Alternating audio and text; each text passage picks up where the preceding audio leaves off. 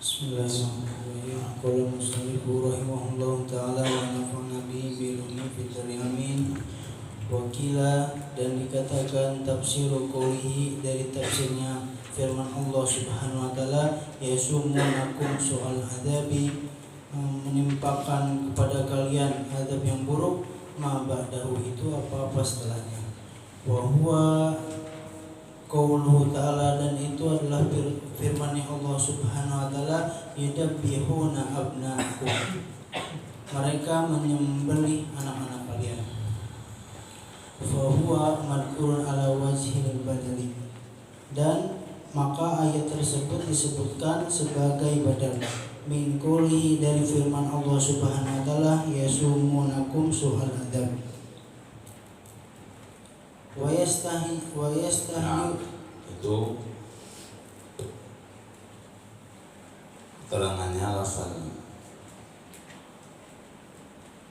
yudabbihuna abna'akum, Arabnya jadi badal. Badal dari mana? Dari yasumunakum su'al adab.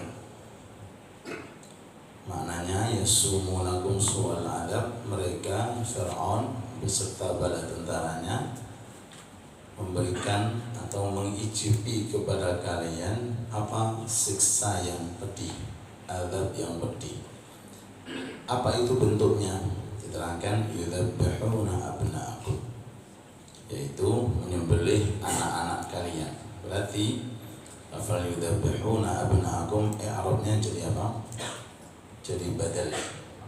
Sebagaimana boleh badal dari isim, ya, mubdal minhunya isim juga, boleh juga fi'il, mubdal minhunya berupa fi'il, ya.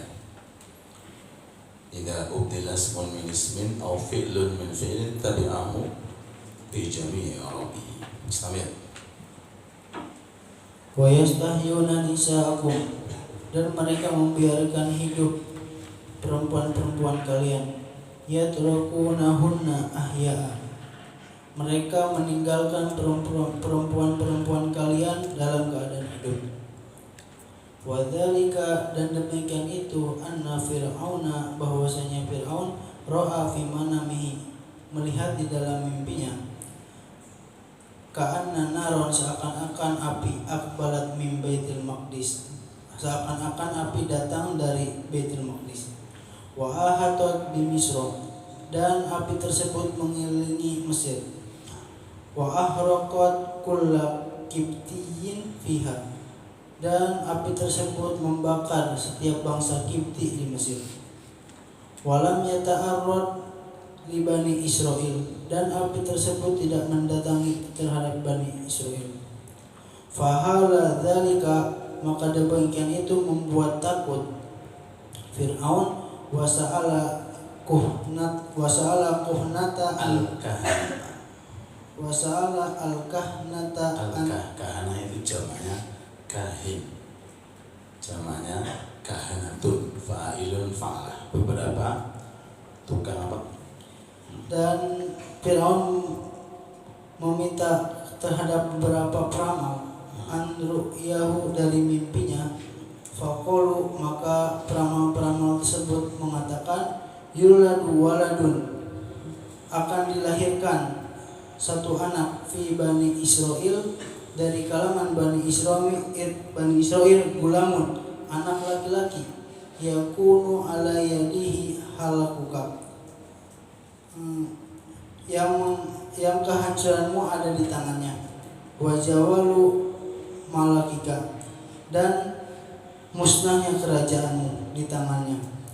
Fa amara Fir'aun bi qatli kulli gulamin yuladu fi Bani Israil, maka Fir'aun memerintahkan dengan membunuh setiap anak laki-laki yang dilahirkan dari kalangan Bani Israil. Ini penyebab kenapa Fir'aun itu membunuh anak-anak laki dari kalangan Bani Israel dan membiarkan hidup perempuan-perempuan dari kalangan Bani Israel. Jadi setiap laki-laki yang keluar dari perut ibu dibunuh. Kalau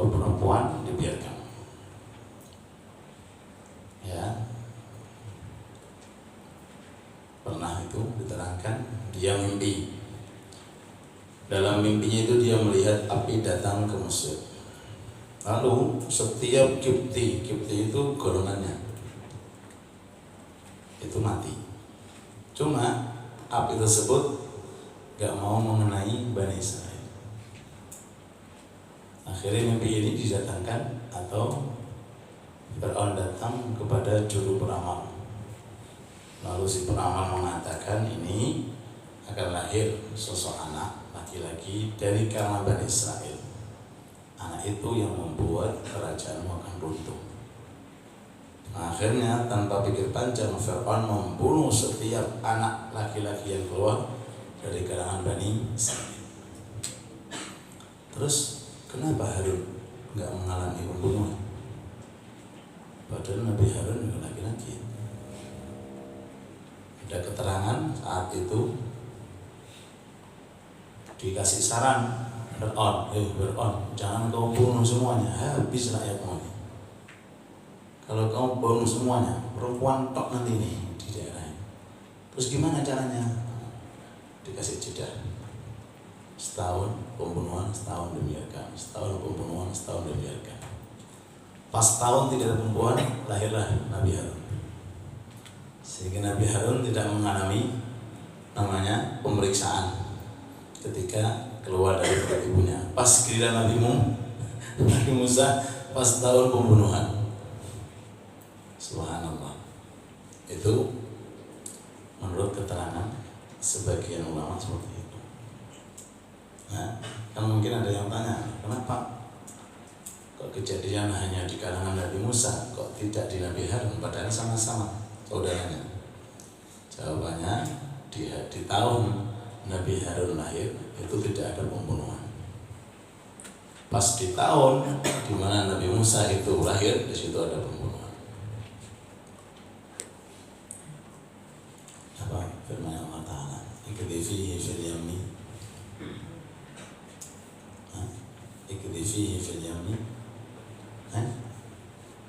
falilqil yamu bis-sahili ya'khudhu aduwwun li wa aduwwun lah.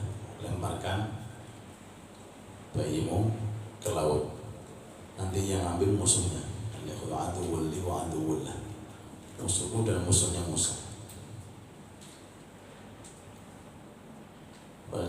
Faqdi fihi fil yammi wa la takhafi wa la tahzani inna radduhu ilayki. Lemparkan, gak usah takut, gak usah khawatir.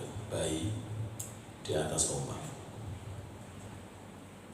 Inna radduhu ilayki wa ja'iluhu minal mursalin. Nanti suatu saat aku akan mengembalikan itu Musa ke kamu, dan aku akan jadikan Musa sebagai utusan. Dibawa oleh arusnya air yang deras, ya.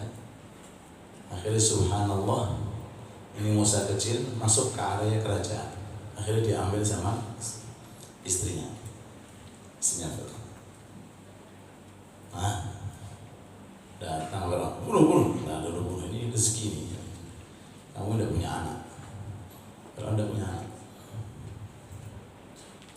ya kita ambil jadi anaknya. Subhanallah. Fa Musa alladhi rabbahu Fir'aun muslimun wa Musa alladhi rabbahu Jibril kafir.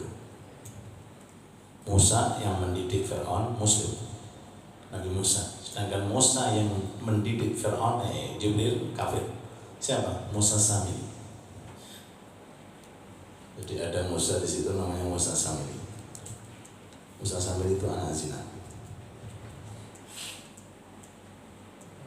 Sama ibunya dibawa lari, ditaruh di gunung. Yang merawat Jibril. Setiap lapar, jari-jari Jibril dimasukkan ke mulutnya sehingga keluar susu. Makanya kenal Musa Samiri dengan Jibril. Kenal, paham betul, karena tiap hari ketemu. Uniknya di sini Musa yang mendidik siapa? Fir'aun kafir muslim. Musa yang mendidik Jibril kafir. Maksudnya kan kebalikan. Itulah hidayah dari Allah. Ya. Cuma Musa Samiri nggak ikut tenggelam karena sama Allah Ta'ala dibiarkan karena kedermawan.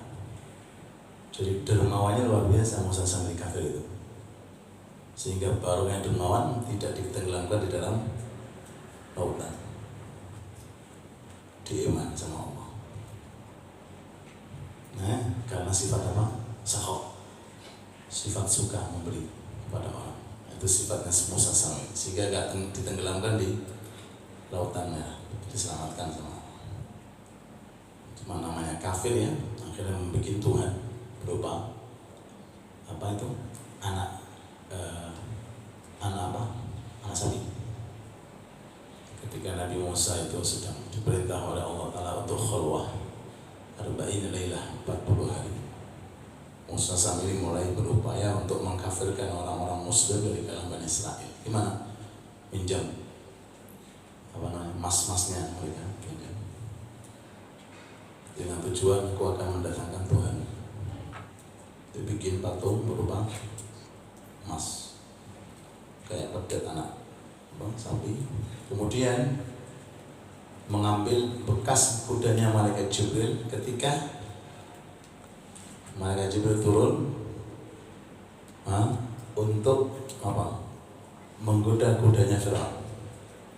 Kan Fir'aun kudanya kan nggak mau jalan karena takut, tahu akhirnya dia akan mati, berhenti, nggak mau. Udah datang malaikat Jibril berkuda, biasa kan? Kalau ada laki-laki ketemu perempuan gimana? Heboh. Datang akhirnya karena barokahnya kudanya Jibril betina, akhirnya kuda laki-lakinya heboh. Udah angkat aja, nggak urusan mati, nanti yang penting dapat harimah gitu.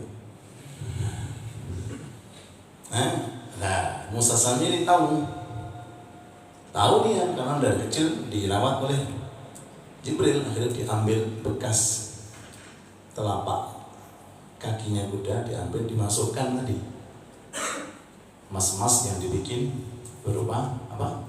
Sapi, dimasukkan, itu gerak sendiri, sapi terbuat dari emas.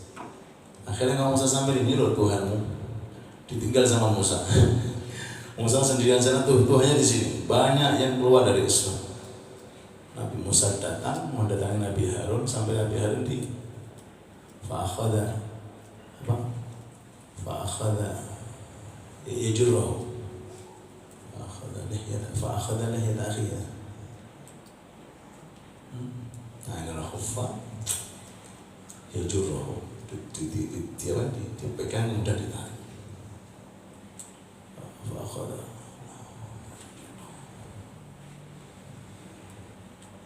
qul huwallahu ahad lam yalid wa lam yulad. Akhadha ra'sa akhihi yajurruhu ilayhi qala ya ibna umma la ta'khudni bi lihyati. Qala ya ibna umma la ta'khudh bi lihyati. Jangan salahkan aku wahai Musa, jangan kau pegang jenggotku. Nabi Musa itu tangannya tangan perkasa, nempel orang langsung mati. Fawakazahu. Nah, kejadian itu langsung macam satu orang putih ditampal mati, ditempelkan mati karena kuatnya penutup sumur yang biasanya diangkat 4 orang, diangkat sendiri sama Nabi Musa. Ketika 2 putrinya siapa? Nabi Syuaib. Ya, yang satunya adalah calon istrinya, namanya Safurah.